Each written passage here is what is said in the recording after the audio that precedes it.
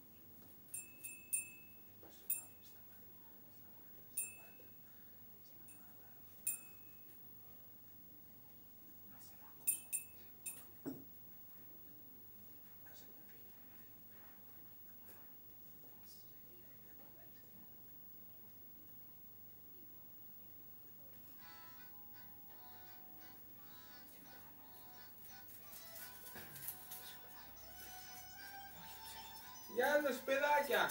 Τι κάνετε, πως είστε? Είσαστε καλά? Εγώ είμαι καλά. Για ακόμη μια φορά, σε άλλη μια περιπέτεια της αμπελομουτσονάρας μου. Μπα, τι βλέπω μακριά?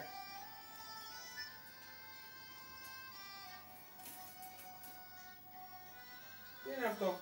Τι είναι αυτή που έρχονται από μακριά? Ο Σούπερμαν και ο Σπάιντερμαν?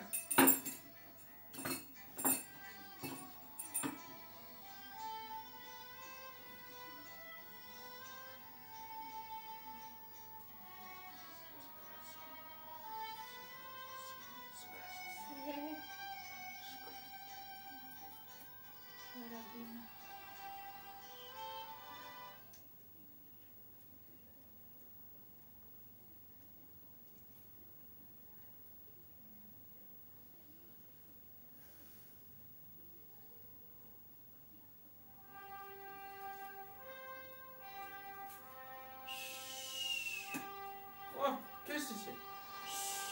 Ποιος είστε εσείς? δεν μας πούμε, είμαστε σούπερ ήρωες. Χαίρομαι πολύ. Εγώ είμαι η Ρίτσα Ελευθερίτσα. Είμαι Κάπτεν Ντίνος. Και εγώ ο Κάπτεν Τόλης. Χαίρομαι πολύ. Άρα δεν μπορούμε να με φεύγουμε, μας φωνάζουν για βοήθεια. Άντε, γεια σας.